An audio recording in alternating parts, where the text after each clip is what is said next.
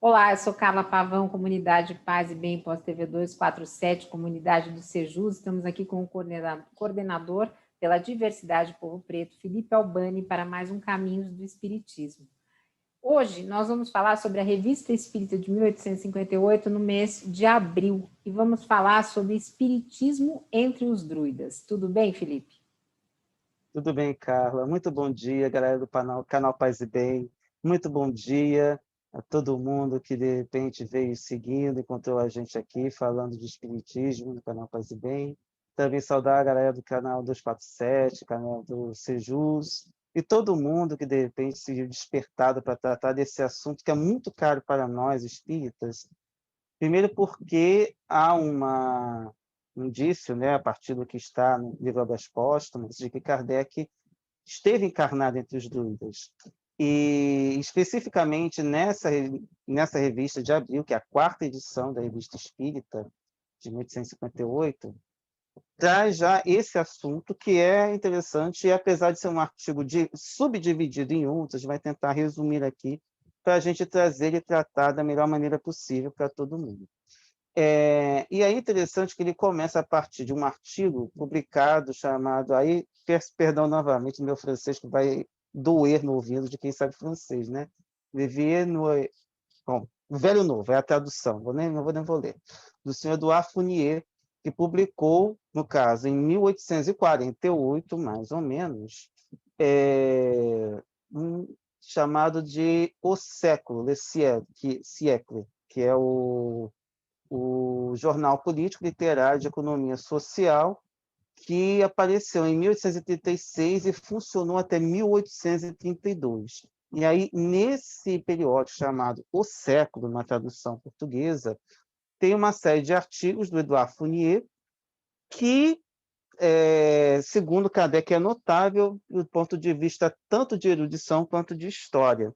E nisso ele começa a falar sobre invenções e descobertas modernas, que envolve o século XIX, e tem um método de aplicação e de desenvolvimento além da prioridade. Ele escrevia, segundo Kardec, magníficos folhetins, e teve cuidado de trazer profundas investigações que tinha permitido escavar a antiga mística, tanto quanto a questão da antiguidade industrial. Então, Isidore Fournier parece que foi um grande intelectual à época e teve um grande impacto em tudo que ele escreveu.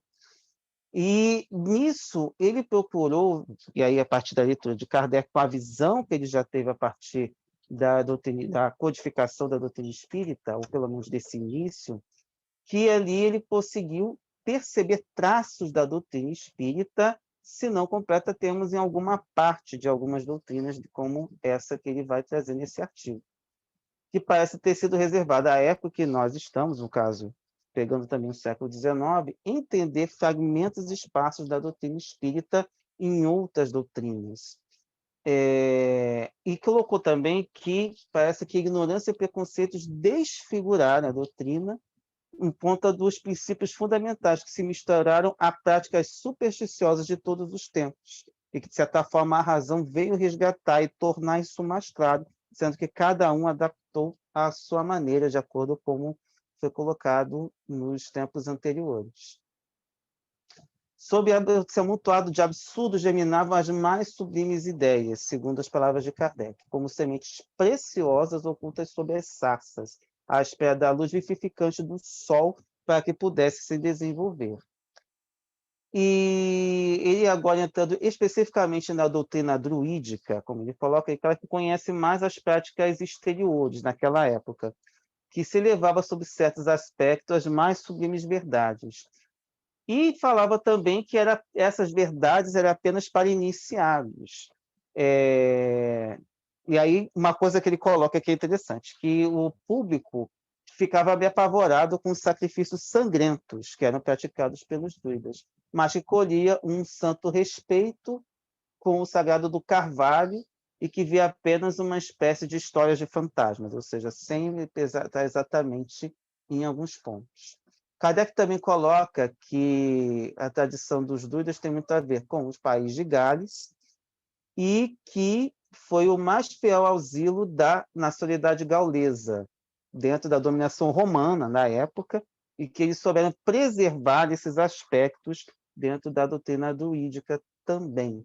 Você teve pouco tempo e francamente preservada da invasão dos bárbaros, e que ressalta também não somente a energia de seus habitantes, mas também a dificuldade de seu território. Se pudermos fazer um aspecto, lembrarmos do Vietnã, que tentaram invadir, não invadiram, né? Não conseguiram, os americanos não conseguiram derrotar os vietnamitas, e a gente pega também a Venezuela, que, de certa forma, se preserva de aventuras americanas também por conta do seu território, que evita determinadas invasões. E aí, voltando, ele também coloca da questão da língua, que também jamais deixou de ser usada, e além de muitos costumes gauleses também muito pertinentes à época. Dentre as influências estranhas, a única que teve um efeito muito forte foi justamente o cristianismo, mas também não conseguiu ser grandes dificuldades, e que apenas lá no século XVI é que determinou a queda dessa doutrina druídica. E aí ele coloca que, mesmo assim, os druidas não se extinguiram totalmente no país de Gales, que é consequência imediata de uma sociedade muito solidamente construída, tendo, dentre outras coisas, o culto da poesia nacional, fidelidade notável à herança intelectual da Gália antiga, e ele coloca até que existia, pelo menos até aquela época, a sociedade bárdica dos países bárbaros. Aí o pessoal lembra dos bardos, né? A questão dos poemas que eram cantados e tudo mais, mas que depois se manteve como uma sociedade secreta durante a Idade Média, que permitiu uma transmissão oral de seus monumentos literários e dessa doutrina, que, mais ou menos entre os séculos XVI e XVII, teve escrita as partes mais essenciais, que é o que esse Eduardo Fournier resgatou e trouxe em esses outros artigos que Kardec pôde colocar. Ele fala também que esses aspectos remontam aos princípios depositários da religião fluídica e que é impossível assinalar-lhes qualquer outro ponto de partida, porque, fora da influência fluídica, a região onde Promano não sofreu nenhuma outra influência além da cristã, e que ela é totalmente estranha a outras doutrinas. Então, digamos, estamos lidando com um achado arqueológico doutrinário, digamos assim. E boa parte do que a gente está falando se desenvolve em tríades, que seriam 3 frases ou 3 conceitos, sempre muito interligados. E que são completamente. Ele coloca o seguinte: que os temas desenvolvidos nas tríades estão mesmo tão completamente fora do cristianismo que as raras influências cristãs que aqui e ali se infiltraram no seu conjunto são muito específicas, são muito diferentes.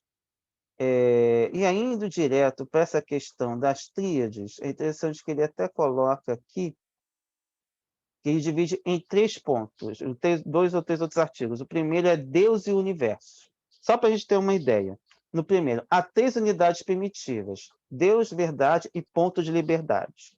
Aí depois, que Deus é a maior parte da vida, a maior parte da ciência, a maior parte do poder. E nisso vai se direcionando todos esses raciocínios.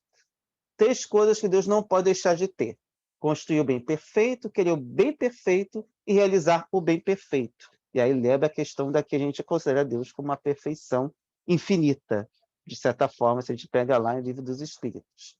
Outra coisa, 3 garantias que Deus faz e fará: poder infinito, sabedoria infinita e amor infinito.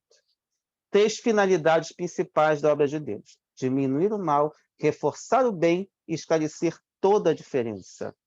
Outra coisa que é interessante, não dá para falar tudo, gente, são mais de 20, é um negócio gigantesco, tanta coisa. Mas coloca, por exemplo, 3 coisas que Deus não pode deixar de conceder: o mais vantajoso, o mais necessário e o mais belo. Partindo para um outro ponto, que são os 3 círculos, que aí já entra num ponto que tem muito a ver, que a gente tem até uma coisa mais relativa com os cristãos, né? Que seriam 3 ciclos de existência. Por favor, eu não vou ler, porque é muita consoante e a gente sabe que os latinos têm problema sério quando tem muita consoante, que a gente não consegue falar direito. Mas ele coloca que existe o ciclo da região vazia, onde, exceto Deus, não há nada vivo nem morto, nenhum ser que Deus não possa penetrar. O ciclo da migração, esse dá para falar Abred, que também, inclusive, eles voltam a falar sobre isso, onde todo ser animado procede da morte que o homem atravessou, e o ciclo da felicidade, que é uma coisa que só tem consoante, gente, eu não consigo falar. onde todo ser animado procede da vida e que o homem atravessará no céu. E aí, só vou colocar mais duas coisinhas aqui, que são mais duas coisas dentro desses 3 ciclos. Que existiriam 3 estados sucessivos dos seres animados: a humilhação no abismo, a liberdade na humanidade e a felicidade no céu.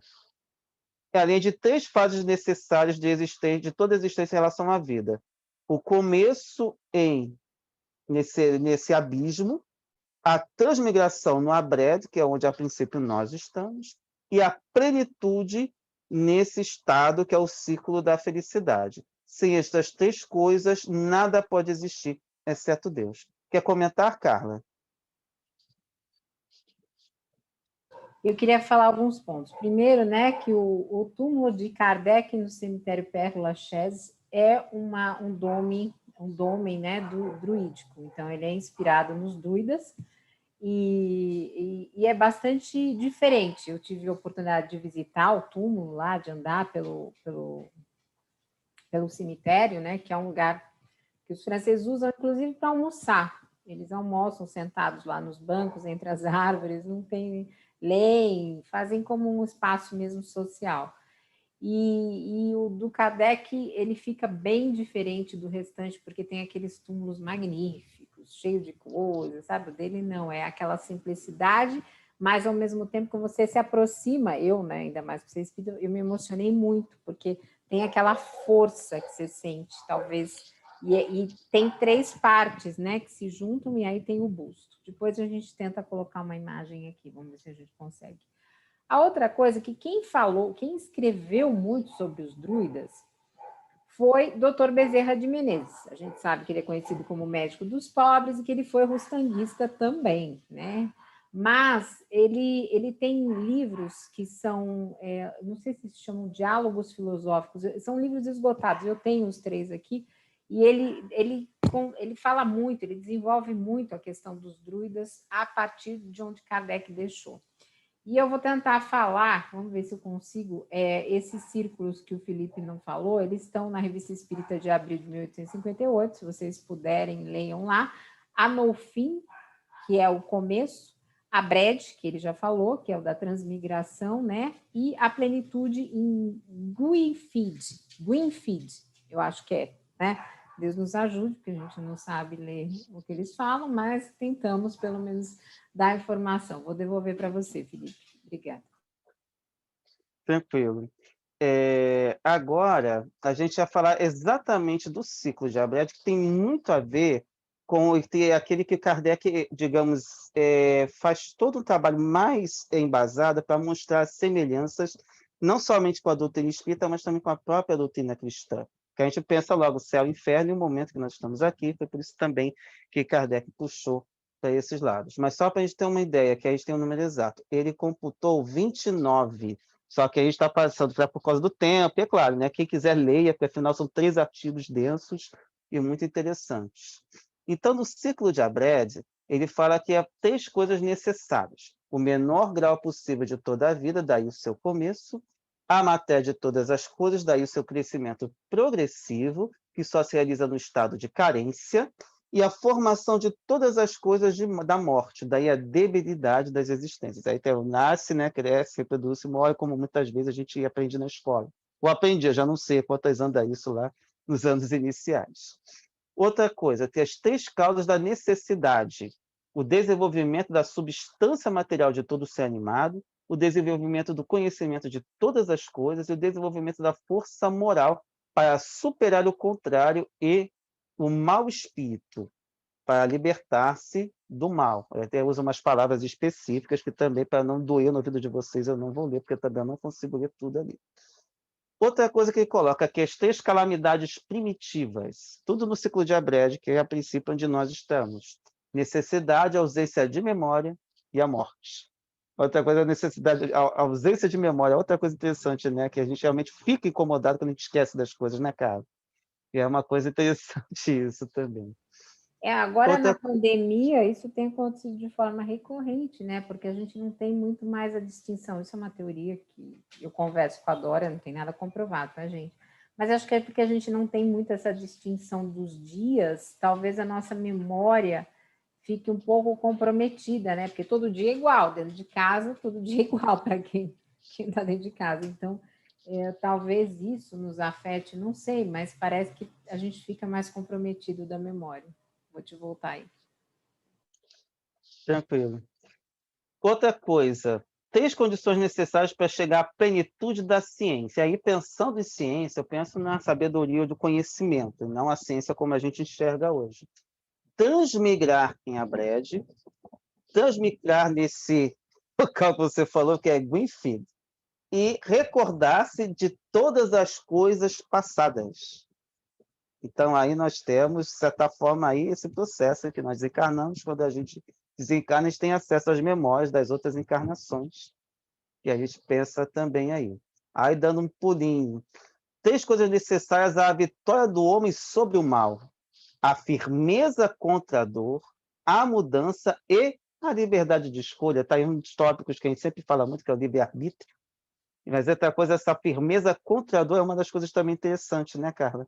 Porque a questão quando a gente fala muito da resiliência, apesar de Kardec ter usado muito a palavra resignação, especialmente o Evangelho segundo o Espiritismo, eu pelo menos gosto de usar mais a palavra resiliência, que acho que passa mais essa ideia da resignação ativa, ou seja, você saber lidar com a dor, mas não necessariamente ter que ficar lá se fazendo de coitadinho. Você pode superar isso de alguma forma também. Outra coisa, 3 coisas cai o homem na necessidade de Abrede: a ausência de esforços para o conhecimento, o não apego ao bem e o apego ao mal. Essa questão parece até uma coisa assim, meio que já parece consequência, não precisaria falar, mas como na época provavelmente isso tinha que ficar mais claro, teria isso, né? Mas se a gente pensar que às vezes não apego ao bem, não necessariamente é não apego ao mal, a gente pensa naquelas pessoas que tentam se ficar, não faço nem o bem nem o mal, fico neutro. Aí nisso você fica bem com os dois, mas não faz o que tem que fazer, né? Já que também você não fazer o mal não significa fazer o bem. Então tem todo esse aspecto também que a gente entra a partir daí, da questão moral também da doutrina espírita. Outra coisa, por 3 coisas retorna o homem necessariamente à breve, ou seja, aquela coisa de encarnar de novo na mesma situação aqui na Terra: o orgulho, a falsidade e a crueldade. Apesar de falar muito orgulho e egoísmo, quando Kardec tenta puxar muito, especialmente quando a gente tem um texto fantástico dele no Obras Póstumas, a gente tem essa questão, olha só: orgulho, falsidade e crueldade, que não deixa de ser, de certa forma, algo do egoísmo, algo do orgulho ali envolvido também. As 3 coisas principais a obter no estado de humanidade: a ciência, o amor e a força moral. E nisso a gente encerra as tríades, mas vamos entrar em alguns pontos, já que Kardec faz essa relação final dentro desse aspecto. Ele disse que a identidade de alguns princípios fundamentais com os da doutrina druídica são dos mais notáveis e, contestavelmente, o da reencarnação, que é o ciclo de Abrede, ou da migração. Aí ele coloca também a questão das 2 ordens de espíritos que se depuram pelas existências sucessivas. Ele coloca também que no círculo de Greenfield, o homem não transmigra mais, ele desfruta da suprema felicidade, que na nossa categorização é a de espíritos puros, ou de puros espíritos, como ele coloca aqui, e que quando a gente estudou a escala espírita, quando a gente estudou o livro dos espíritos, está lá, que é a categoria que a princípio a gente coloca, por exemplo, Jesus Cristo. Nenhum outro, a princípio, a gente colocaria ainda nessa categoria como nós conhecemos. Outro ponto: segundo a doutrina druídica, o homem conserva o livre-arbítrio, que se eleva gradativamente por sua vontade, por sua perfeição progressiva e pelas provas por que passou, tendo a diferença de que o druidismo admite a volta às camadas inferiores. E a gente vê que outras doutrinas, além da druídica, também têm essa ideia de que é possível retornar às camadas inferiores. Para o espiritismo, o espírito pode ficar estacionário, mas não pode degenerar. E só para encerrar, não tem como mostrar aqui, mas quem tiver acesso a esse artigo vai ver uma comparação da escala espírita, como Kardec colocou até aquela época, que não contava ainda com 10 categorizações, mas contava com 9, e também, que afinal, na segunda edição, aqui vão aparecer as 10 categorias de espíritos da escala espírita, e a categoria druídica. Então, dá para fazer essa comparação numa tabela que é muito interessante que Kardec nos deixou. Ponto. Esse era o nosso estudo de hoje, Legal, bem resumido. legal. É, a gente está tentando fazer coisas mais breves aqui, porque entendemos que todo mundo está com muita coisa, né? Está correndo atrás de muita coisa agora, embora a pandemia esteja aí, mas o trabalho não parou. Então, para vocês que nos assistiram, lembrando que o Felipe ele está fazendo, né, o programa lá de conjuntura, agora mudou o horário pelo Facebook do Sejus às 20 horas toda sexta-feira, né? O Vendinista está de férias, fora isso, às terças-feiras, 20 horas, o livro que nós estamos estudando é Espiritismo e Política, esse é o nome do livro, do Ailton. E o Felipe também está fazendo as lives lá, então se vocês puderem, curtam, compartilhem, nos ajudem a subir aí nos algoritmos e se inscrevam nas redes sociais do Sejus. Vocês encontram lá na nossa página do Facebook o Linktree, e no Linktree você pode clicar em cima que todas as redes aparecem para que vocês possam se inscrever. Esqueci alguma coisa, Felipe? Não, acho que é só isso mesmo. E o Vende Insta vai retornar aos pouquinhos, porque depende de como é um talk show, né? Depende do convidado. E a princípio, enquanto não estiver com determinado compromisso que eu tenho às sextas-feiras, 8 da noite, a gente vai fazer às 8 da noite, que aí fica mais tranquilo, que realmente 10h30 tem gente que já está desdobrado, né? Já está em outro patamar. Mas se pudermos, a gente vai manter outro horário, a gente vai ver, né? A gente vai se adaptando e vendo o que é melhor. Mas, de qualquer forma, é uma coisa que a gente não pode deixar de fazer, que é essa relação com a nossa sociedade, a vivência que a gente está tendo no dia de hoje, que não está sendo fácil realmente. Legal, então para vocês que nos viram, um beijo grande e até o próximo, gente. Obrigada, Felipe. Beijo, Carla, beijo para todo mundo e até a próxima. Tchau, tchau.